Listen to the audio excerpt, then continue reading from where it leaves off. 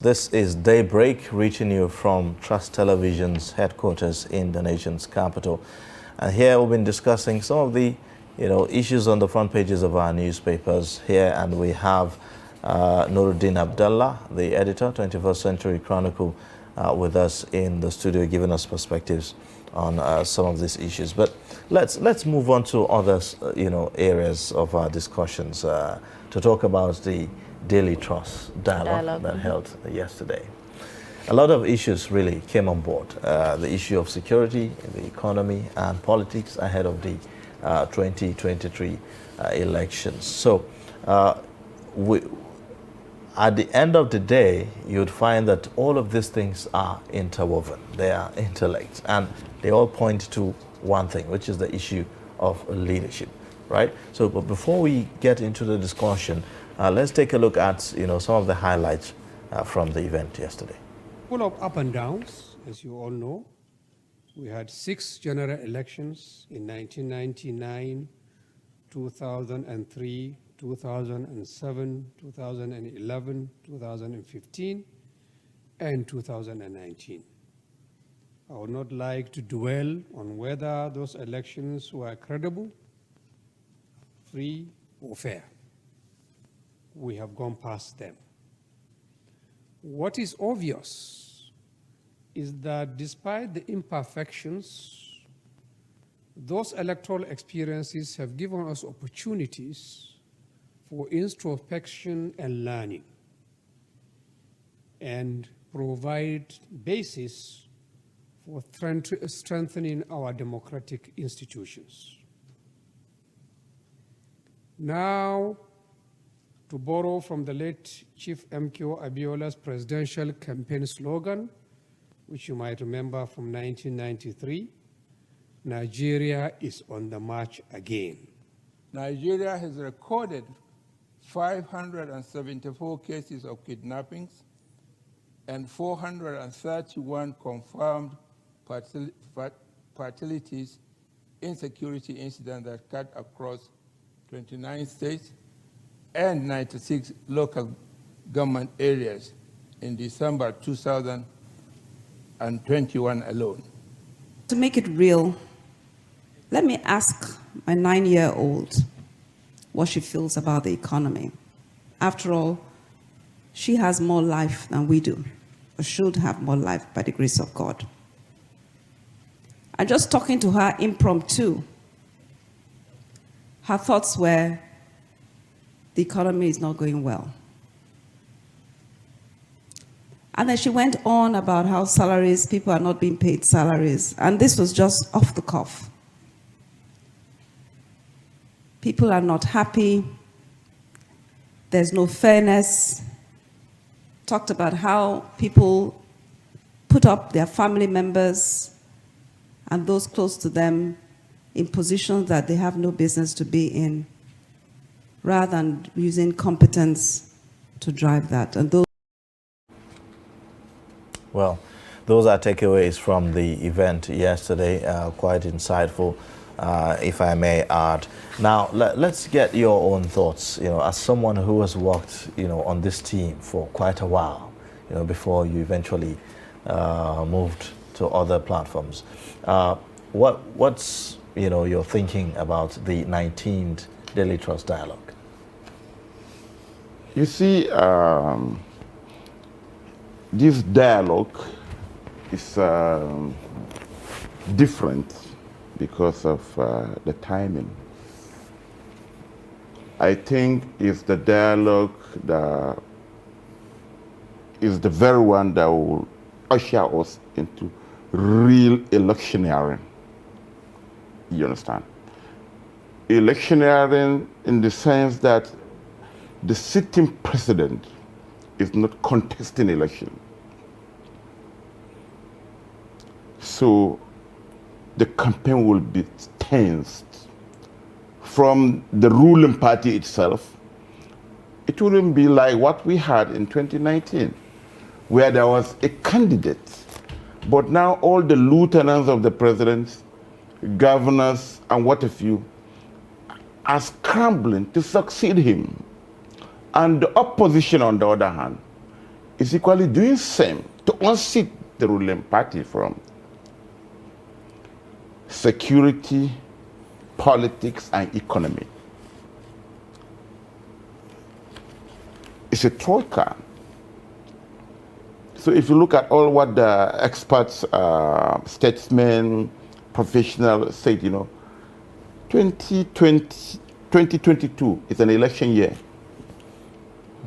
So the 19th Trust Dialogue, provided a platform where agenda are set. Oh, yes. Now, again, on issue of agenda is being set, how well would you say politicians and policymakers have taken seriously some of the very, very critical resolutions and creative ideas, that have come of some of such dialogues, in terms of shaping their thoughts, for Nigerians?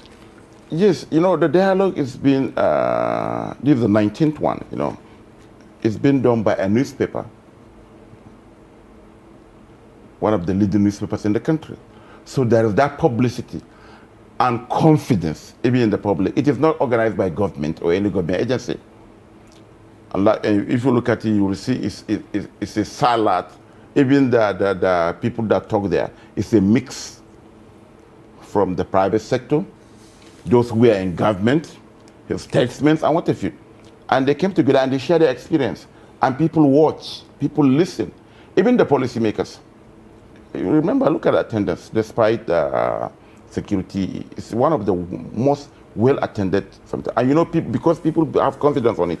It is not a gathering that like maybe other papers do, that they award all the governors in the country will have awards. All the captains of blue chips industries will have awards. All the lawmakers, no.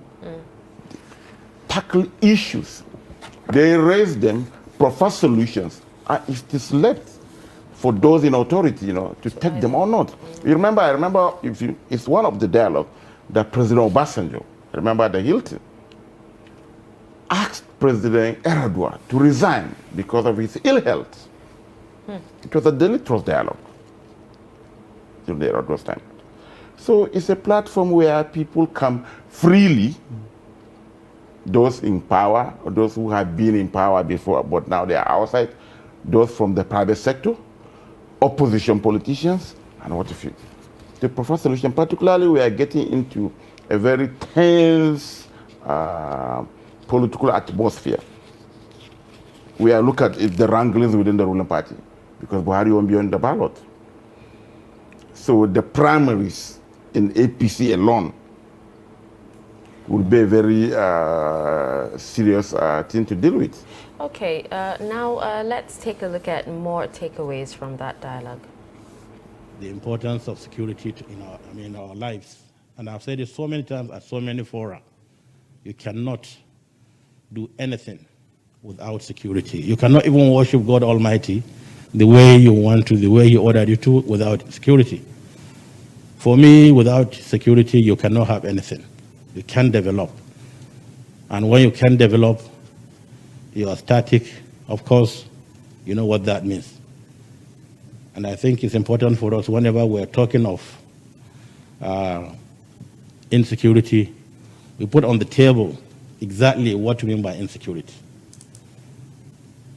And across the world, for some of us that were opportune or privileged to be in the most destabilized regions of the world for 3 years, working as a military advisor. By my military background, I know what insecurity is about. But when I was a military advisor in Pakistan, 2003 to 2006, I was covering Afghanistan, Saudi Arabia, Iraq, Iran, and the Gulf states. And all of you know, up to now, those are the areas where you have these serious challenges of insecurity. And I think it's important for us, as we talk to ourselves, we talk with honesty and truthfulness. The nexus between peace, security, and development need not to be overemphasized. Once there's no peace, there's no security. Once there's no security, there's no development. But we should also have to understand the root causes of the insurgency, which are not limited to endemic poverty, pervasive illiteracy, high social inequality, poor economic infrastructure, poor social infrastructure, environmental degradation, climate change, drug abuse, among others. Until we address these root causes, we'll not get it right. I live in my village up to today, and I know what is going on. And even when we were talking of some famous people like Dogo Gede, Dogo Gede didn't start the banditry. The person who started it is a family of Alhaji Muyaya. Alhaji Muyaya had about 100 cows, and he was exiting to Niger, where they usually go on. And then he was arrested by the police, taken to Mina, and at the end of the day, he lost 92 cows to corruption from the police, to something, and all this kind of thing. Now, what did he do? The balance of the cows, he bought one AK-47. Initially, he was not attacking individual in the bush. He was attacking police posts. So when he attacked police posts, he would take their guns and use them for other operations. And that's how he get Dogo Gede, who is also his cousin. And he too, he was stripped up of his sword. So what is happening to the Fulani? And then in the city, you have this Miyete Allah, who they call it Fulani the Idans Yabudi. That is city Fulani. And they connive sometimes in terms of exploiting this kind of. But subsequently, now this issue of banditry come up, which most of the politicians in the country use this bandits one way or the other. And you see this, you don't see them just like, they are well organized. If you take the part of Niger, part of Niger, you have like the Dogo Gede area in Katsina, you have like Adamu Yankuzo. But looking at all this kind of thing, these people have lost hope because there is no presence of government in these villages. Wow, quite an interesting story from Malam Kurfi there. And you know, while I was watching yesterday, you know, it actually struck me on how he began to tell the story of how banditry started.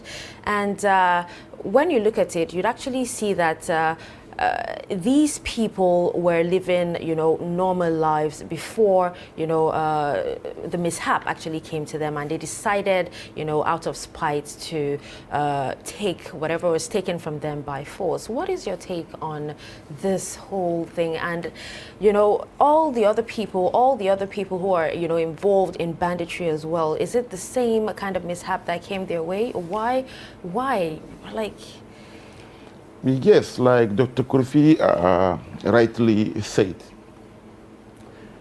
you know, the thing evolved over time. What we know, like he said, was mere rustling. You know, the herders, you know, we were engaged in rustling. They rustle cows and what have you. Then as time goes on, this banditry came in. Like he said, with the police, with the security agents. But now the thing is snowballing into a tribal war. Why? In El Salvador, for instance, Senator El Salvador did an elaborate something. If you go to, particularly in the Northwest, there are youth groups called in Hausa Ensakai, a volunteer vigilante per se. Yes.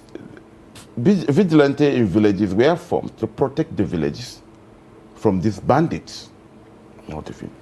But the excesses of these vigilantes, who are mostly houses in the Northwest, created more havoc than it was expected.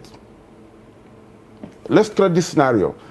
If, for instance, bandits attack a village, they stole, they rustle cows and what have you, even the houses in those areas, raise animals, particularly if you go to Sokoto, sheep and what have you, they do that.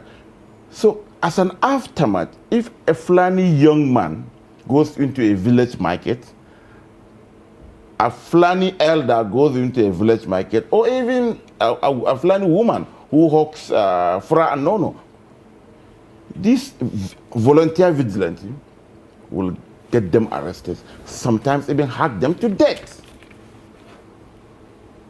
So that was the beginning. Sorry, well, do you see a similarity with the origin of Boko Haram as well?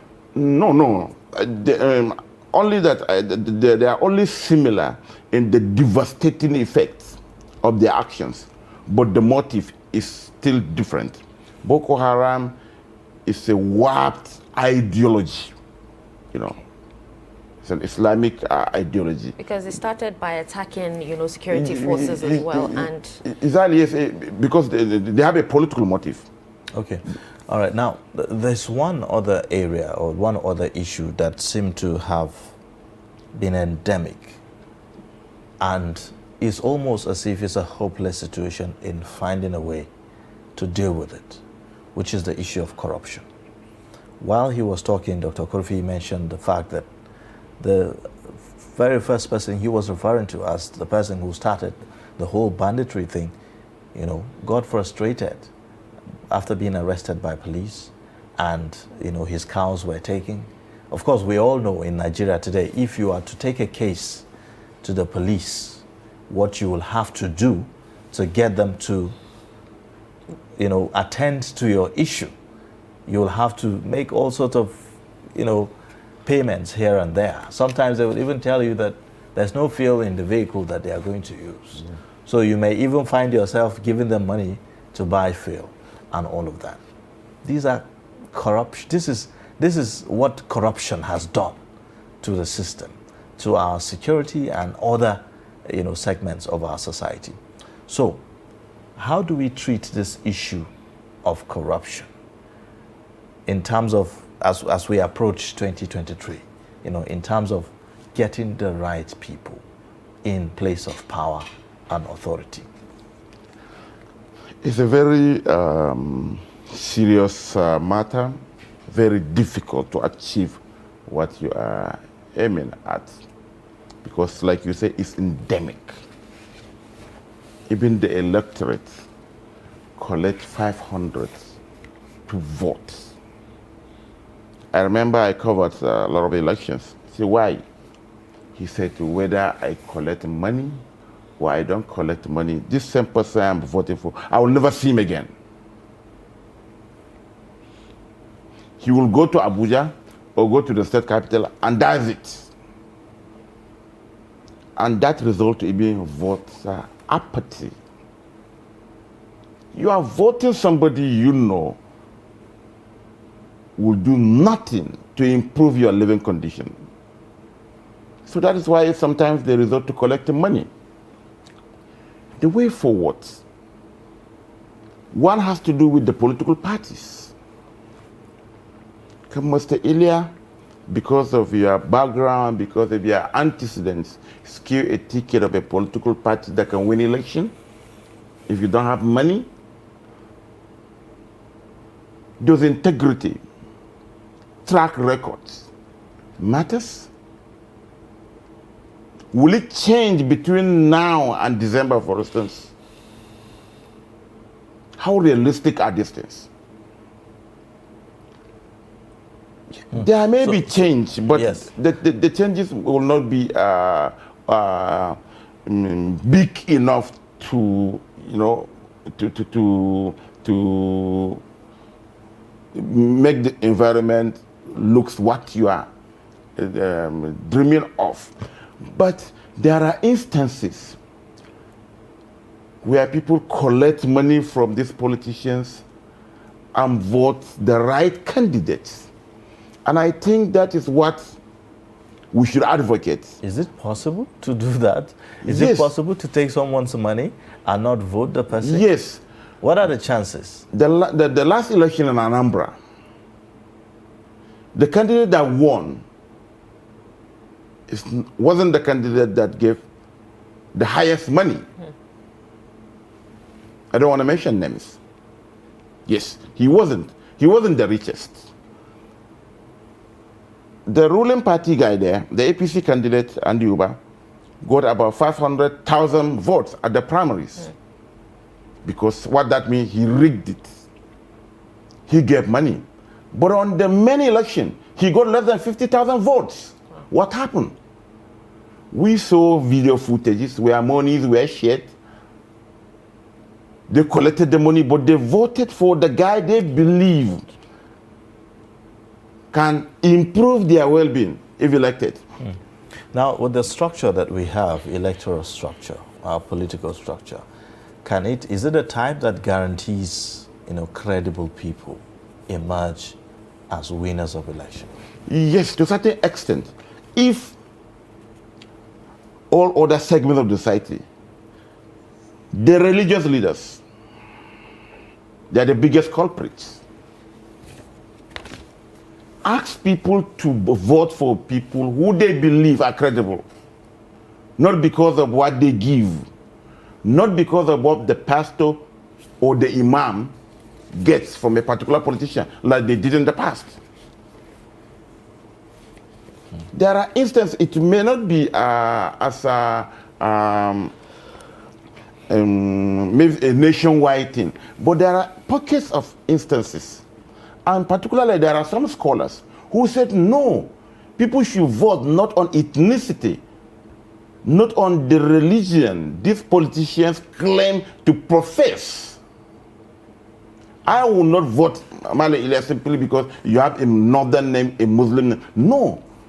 What can you do? Election is not appointment of imams of the national mosques or the chaplain of the economical Christian center in Abuja. No. It's a purely secular thing. It doesn't matter the religion you claim to, because I say claim. They claim to profess. No. What can you do? Can you put bread in my table? Can I drive from Abuja to Kaduna without looking back? Can I drive from Abuja to Kaduna without changing my wheels? Can my daughter, my 5-year-old daughter, go to school while I'm without one predator spying at her?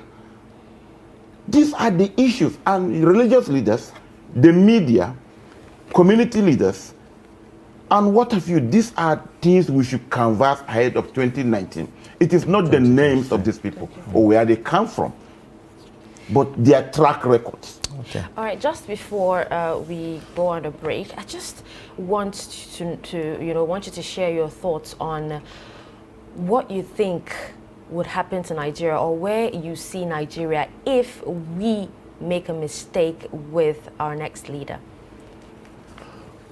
I think things will change now. Nigeria will be wiser. Nigerians will not be blackmailed by these religious leaders who mount the rostrum and pulpits and campaign for politicians because of one thing or the other. No. Some attempted to do it, and go even on social media. There was outrage. Nigerians were more to vote along religious line in the past elections. Are we sure that that will happen? I mean, how this message, what you are talking about, how does it get to the ordinary person on the streets?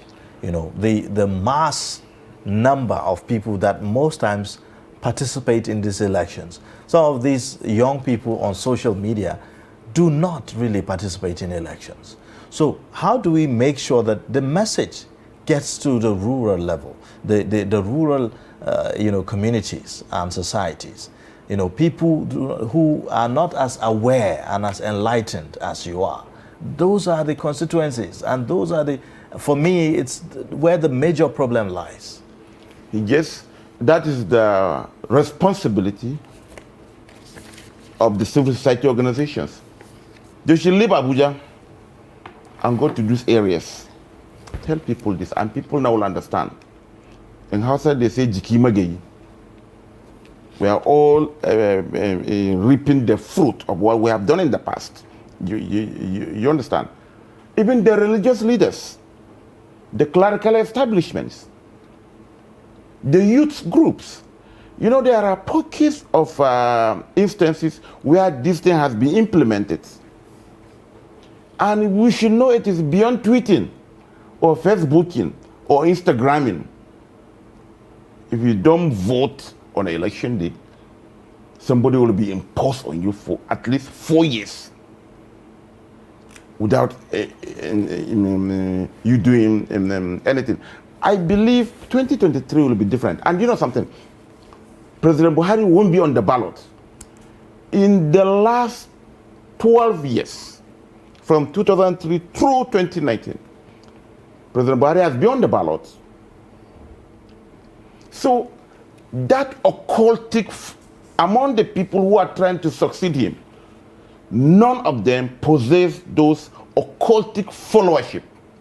And we're happy. We want a leader we can criticize without anybody else stigmatizing me. I want an Ilya, not perfect Ilya, that I can vote for and call to question whenever the need arises, without Dashi saying that, yes, I'm doing this because I am this and this. And the party issue, we all believe that PDP was the monster before the coming of this government. No. This government is populated by majority PDP people, minus the president. So at least it's clear to everyone now. That the problem is not PDP. It's not party thing. Individuals. And we believe that, you know, with the realities, with the stark realities facing us, insecurity, economy, and what have you now, then we'll be wiser. That it is not a party thing, it's not an ethnic thing, it's not a religious thing.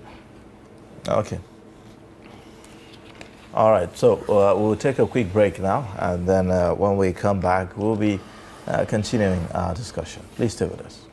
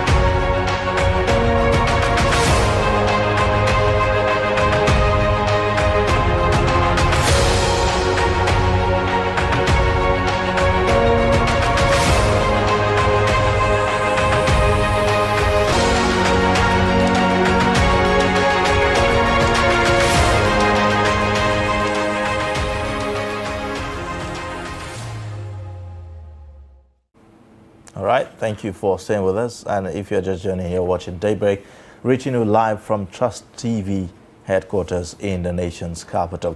And now we have in the studio Nuruddin Abdullah, editor of 21st Century Chronicle, who we have dragged and kept in the studio to talk to us about some of the contemporary issues that we are dealing with in the country. The 19th Daily Trust Dialogue held yesterday at the NAF Conference Center in Abuja, and a lot of takeaways really from that conference, talking about security, economy and politics ahead of the 2023 elections. Now, I'd like for you to talk about the role of media, even in this 2022 as we approach the 2023 election. Usually you would see all these rhetorics, by people who, are paying the pipers, and then sometimes it spells doom really, because it heightens tension in the polity, all sort of comments and all of that.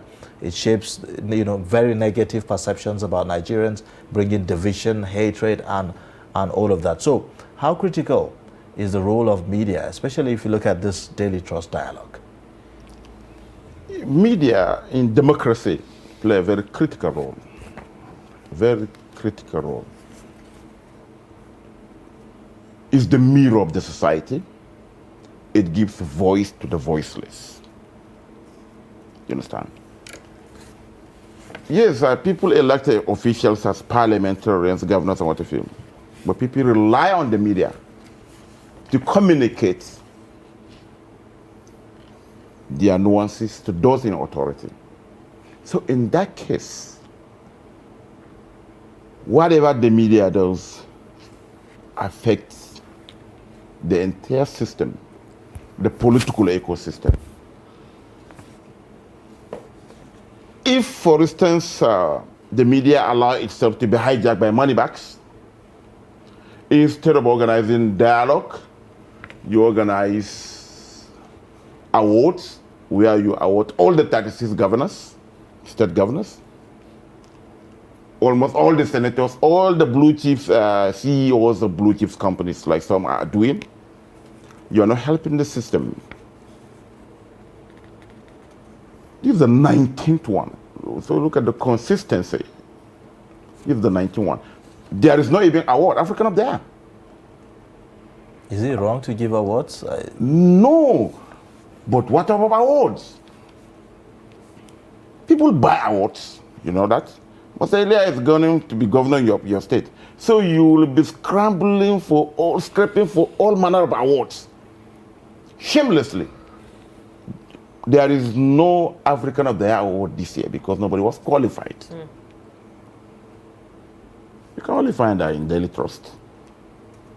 I've been here and I know the complaints by most money bags, politicians, fraudulent or people, billionaires with no known means of businesses.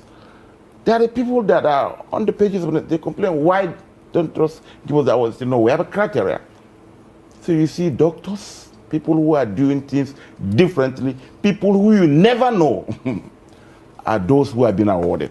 So whatever we do, if the media decides to auction its pages, for instance, and airtime to politicians, that's bad for democracy. But create a platform like Trust did yesterday, the 19th one, where all manner of people. The event yesterday was not a PDP event. It wasn't an APC event. You understand? All segments of the society are given a platform. Come, cross-fertilize ideas. We are heading into election. How do we go about it? These are the challenges based on our experiences. How do we solve these challenges? How do we take care of them? So that is the role. And Nigerians, are not foolish. They can easily tell you, even among the various media organizations we have, which one is which one they believe, which one they trust, which one they have confidence on. Okay. You understand? Yes. Okay, well, let's take a look at some words of appreciation poured in for Media Trust from participants.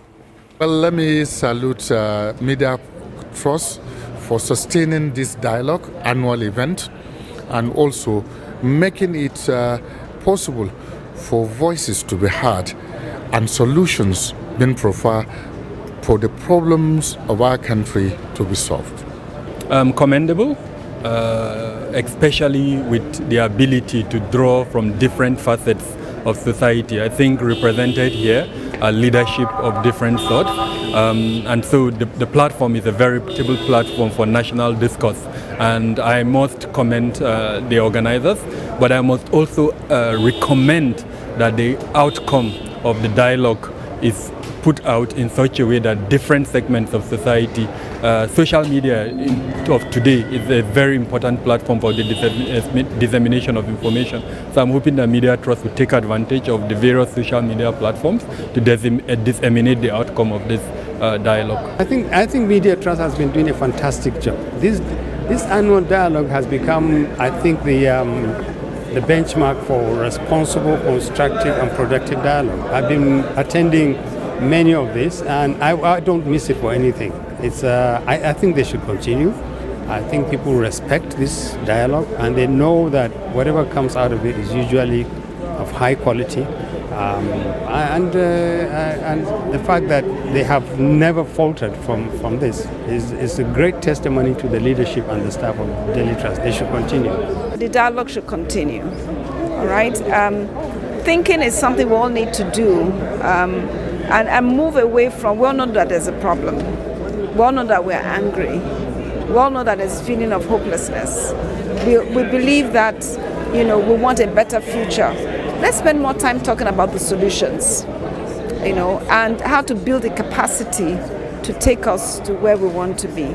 And build a sense of inclusion of all ages, inclusion of all genders, inclusion of whether you schooled in Nigeria or didn't school in Nigeria, inclusion of whether you live in Nigeria or didn't live in Nigeria. We create boundaries that are not necessary. We're all Nigerians, wherever we are, and let's understand our strengths, understand our weaknesses, see how as a team we can move forward. The dialogue should continue. That's more like a consensus from what I can see coming out of the 19th Daily Trust Dialogue that held yesterday, the 20th of January. Now, this is an annual event that happens usually to give a platform, like we said, for policy makers and all stakeholders in our polity to come together, share ideas on how to move Nigeria forward. One thing that stood out yesterday in the whole discussions is the fact that everyone agrees that Nigeria is not moving the way it should, and that there's need for credible leaders, in Nigeria for us to have any kind of change, that we aspire, economically and all of that. And education, has been pointed as one critical area that attention needs to be given, even as we approach these 2023 elections. But that seemed to have come under attack, because of security and all of that. What's the way forward here? Yeah, unfortunately, so much has been achieved before now. But unfortunately, Boko Haram insurgency and now banditry. Zamfara schools have been closed for months. This time. Nearly a year now, until just last week or some days ago, some of them were opened. Across the northwest, taken from Katsina, Zamfara, Sokoto, and part of Nigeria. So many schools were closed for a stretch of 4 to 5 months. You understand? And the incessant attacks on these institutions equally send fears into parents. Let me keep my kids at home. Send them to school, they are abducted. And the security agencies sometimes are helpless. For more than 7 months, FGC Birni Auri students were taken. They returned just last week. Bethel Baptist School students, some of them are still in the bandits' custody, and so on and so forth. Two things. We have to approach these issues from two major perspectives. While you are campaigning for people to send their kids to school, make the schools comfortable and secured, even at the community level, community policing is key. Katsina did that, I think, after the attack on Kankara last December, a year ago, December 2020, for instance. Because if you deploy, let's say, all the police officers, they can't man all the schools across the country. Even the military, they can't man all the schools. So you have to, the community, the government and community must come up with a system whereby vigilante, for instance, trained should be guarding the schools. Government at the local level, at the state level, should have a system whereby those who are doing this here should be given some upkeep and what have you. So this is the only way to secure this, not the presence of maybe soldiers. The soldiers cannot be there forever. Yeah, true. All right, now, former FIRS boss, Ifueko, yesterday, she actually spoke a lot about the economy, and she went to the extent of giving an example of some homes in some villages who can't afford to eat, and what they do is just start the fire to give an impression that, there's food, they're cooking and all that. And she said, if the stakeholders, want to see real change in Nigeria, that they cannot lead from the center. They have to come down to the level of the masses, have know firsthand or experience firsthand what the Nigerians are going through before they're able to make any impact at all. What's your thought on that? I listened to her. What she said is valid in the sense that, like I said, over centralization. Even the media itself, the civil society organizations, everything is federal. If I ask you how much is the budget of your state, you may not know, but you can easily tell me the national budget. We have 3 tiers of government, the federal, state, and local government. But we seem to focus more on the federal than the states and local governments. At the local government level, almost zero things is happening. And they are the closest to the people. The same thing with the states. There are states that the governors are rounding their second terms. You can't find a single 1 billion or 2 billion naira project of public interest. We are not talking about them. All the NGOs are doing, all the civil societies are doing, all the media is doing is Abuja, Abuja, Abuja, Abuja. The federal government, the budget of the 36 states is higher than the 13 trillion budget of the federal government. You understand? So that is the first step. Yes, it's valid to ask President Buhari what is he doing with our money. It is equally valid or more expedient to ask my Kano State governor what is he doing with our money. Sure. It is equally more valid to ask the chairman of Gwale local government, where I come from, what is he doing with our money. To even ask my councillor, what has he been doing at the Gwale local government secretariat. If we start that, we have to break it down. It is then that you'll know the pulse. But if, for instance, a lady in Gwale or Jakara or Kaduna, what have you, frying akara, is looking up to Buhari, the change is the gap is too long. She should be looking at her local councillor, local government chairman, governor. Well, thank you so much. We would like to just take, some clips from the panel discussion yesterday at the 19th Daily Trust Dialogue, just before we round up the show. Take a look. Thank you very much, Dr. Baba Ahmed. Okay, so let me come back to you, Mrs. Okaro, because in many ways there are things that have been said here, are things I've heard last year, the year before, and the year before. And indeed, even though Nigeria has never been where it is when it comes to insecurity like we are today, literally at every election, we've sort of heard turning point. We've heard this is it for us, we need to make the right decision, etc., etc.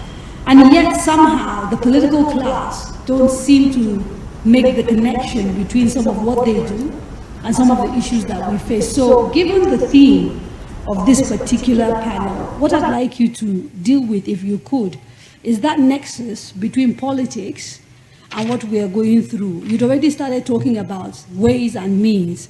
If you could sort of focus a little bit more on that to begin with. The mic is right there, yes. Right, thank you very much.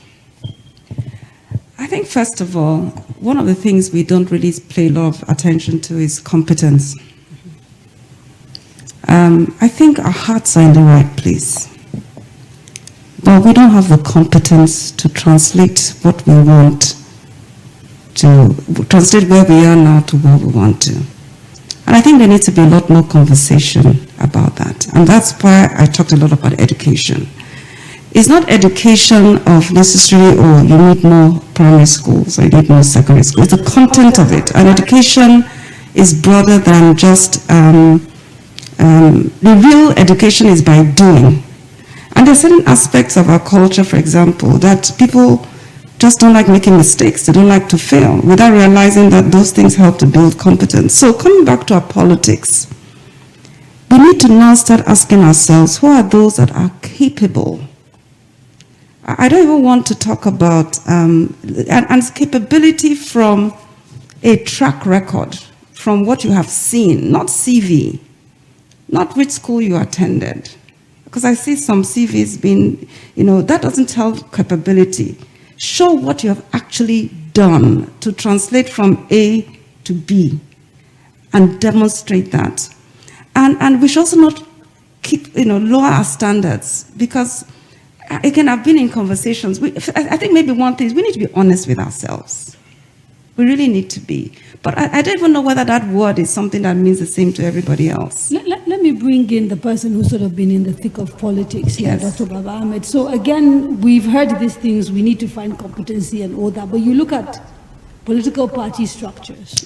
You look at the way primaries are conducted, and let's be realistic, two parties, APC, PDP, are the two leading parties that are likely to produce leadership, at least at the national level. And yet their internal processes don't seem democratic.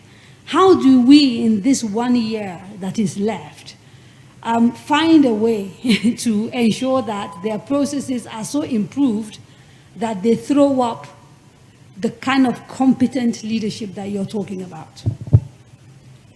Is it possible? Honestly, no.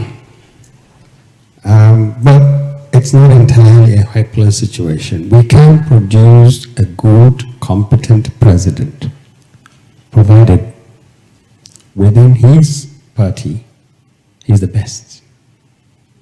Meaning, his record is the strongest, he's been scrutinized, he's gone through a very critical scrutiny by stakeholders, by everybody. That's important. So this is why it's important to look at those changes that have been introduced in terms of the manner in which ordinary people decide who an aspirant should be, who a candidate should be. That's important.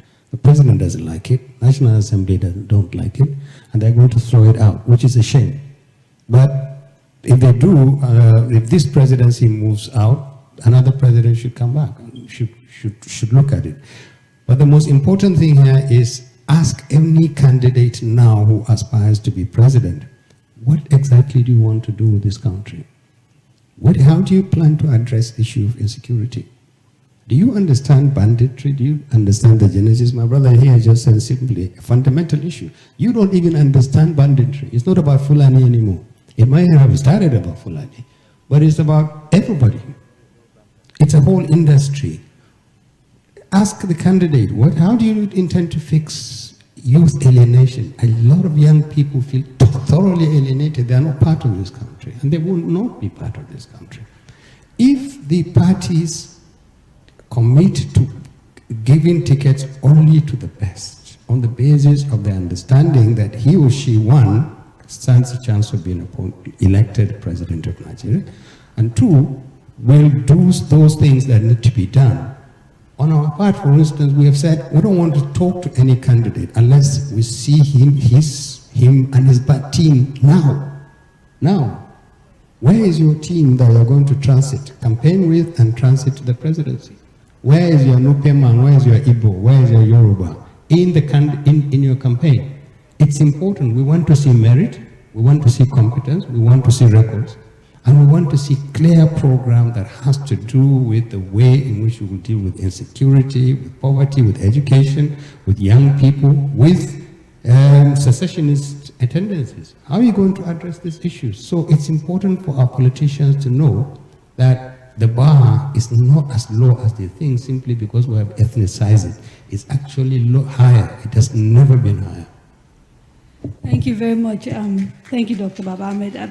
Dr. Rufai, you talked about rural and urban communities, and I think Madame actually went a bit further and talked about us having multiple societies, up to maybe 5. In places like Zamfara, where we've seen the worsening of the situation. So 12, 13 years ago, those areas had 4, 5 million out-of-school children. And these ones are the ones that have sort of transitioned, no skills, no education, nothing really to do, so very vulnerable to all these things. We currently have 13 million out-of-school children. And whether we like it or not, there's a huge disparity between the South and the North when it comes to certain data, which kind of points to where we're going. You've worked a lot in these communities. Do they even recognize government? Are they even interested that we're talking about politics in 2023? Are these things that are in conversation right now? Or they don't even know and they don't care? Actually, if you go to some of these rural areas, they have no business whatsoever with politics. What they are after is nothing other than security. And we've seen instances and situations where they have absolutely rendered their lives to the bandits. So now, the issue of election, the issue of politics... Sorry, let me just ask you to clarify. They've done that because there's no state presence. Yeah. And that's the only authority that is in the area. Yeah, actually, in terms of presence of states in some of these rural areas is absolutely zero. Zero in the sense that you cannot find anything in terms of provision of education, infrastructural development, for instance, the development of all other infrastructural facilities are actually not there. So the fact remains that these are people that solely and wholly relied on what? On the bandits to provide them with security, with bandits to provide them with judicial services, on the bandits to provide them with even local and traditional governance. So the fact remains that you go to rural part of Zamfara, for instance, nobody is talking about democracy, nobody is talking about election, and going by the way things are moving at the moment, for instance, definitely election will actually be very, very difficult to be held in some of these rural areas because they have no business with that. Mrs. Okaru, let me draw your attention to something you referenced very briefly, and that's the issue of the position of women. Because data has shown, and this is not going to be very popular, unfortunately, but some of our cultural practices, there's a direct correlation between them and the state we're in, particularly in the North. So, for example, early child marriage means that children who are children are giving birth to children. They're not educated, they don't have any skills. One man, barely literate, 30-something children, and then divorcing, and the women are not able to look after their children. So, how significant is it that as we approach elections, that politicians begin to take into account the population they like to ignore until they want votes, that's women, and start to actively think in terms of how the policies on women can actually have a bearing on issues like insecurity and the economy? That's a multi-level question. Well, one is women is very important. 2, I don't think it's only women that feel women are important. I think certain men actually have helped promote women and ensure that, because they recognize the role women play in the economy. And I think, for me, that's really the stress, because I think we undervalue the role women play. Women are fantastic multitaskers. Women are extremely more focused, less distracted. So there are certain strengths that the country itself is losing, not just because they are women, but because they bring those strengths to bear. So it's extremely important. Now, I also feel that it's not just the politicians.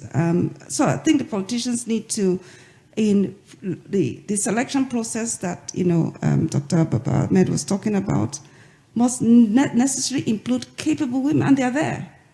They are there in the parties, they are there in the country, must include capable women, must ensure that there's a reasonable number for it to be worthwhile. So we're not discussing just one or two. And research has shown that the more women you have driving governance, whether it's at the private sector or the public sector, you actually prosper. Now, going back to the issue of traditional practices, I must say that you've touched an issue that we could spend the whole day on. Because the traditional practices are actually not just against women. The traditional practices are against progress. And let me talk about, so beyond the issue, so if you take issues of child marriage, for example, sometimes you find people not able to speak out because of the tradition. And in not speaking out, they bottle up so many things, and that now becomes habit. Now, move that to private sector, move that to boards, move that to issues like this. A lot of people don't speak up. So child marriage is just one of several other things that drive the fact that we are not giving people the freedom that they need to be able to be the best that they can. Well, there you have it. Highlights from the panel discussion yesterday at the 19th Daily Trust Dialogue. A lot of issues to chew really from there.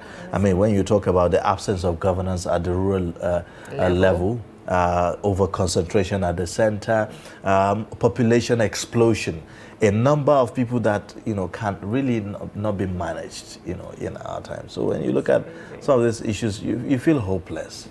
How do you feel about the situation, especially in the northern part of the country, in terms of population? In the north, in particular, or compared to other part of the country, we fight for frivolities and ignore the fundamentals. Small issues that we don't even not bother ourselves with, at least we do. Look at population explosion. It's a reality. The most populous Muslim nation in the world, Indonesia, is tackling its population issue. But here we don't. You don't have a reliable means of livelihood. You get married to about 4 wives, having uncountable number of children. How do you cater for them? So these are issues that in the north, for instance, that we have to look inward, or else the future will be very bleak for us. Okay, we wish we could actually continue this discussion, but sadly, we have to wrap up here. Time isn't on our side. Thank you so much, Nuruddin Abdullah. We actually had an awesome time with you. He's editor, 21st Century Chronicle. We hope to have you here again. Thank you very much. All right, with that, we wrap up a Daybreak on Trust TV. I remain Darshan Husseina Usman, and the weekend is here, so try and rest. Yes. Very important. It was quite a hectic week. True. So try and rest. True. All right. My name is Ayuba Elia. Catch up on our YouTube and also connect with us via our social media handles. Bye for now.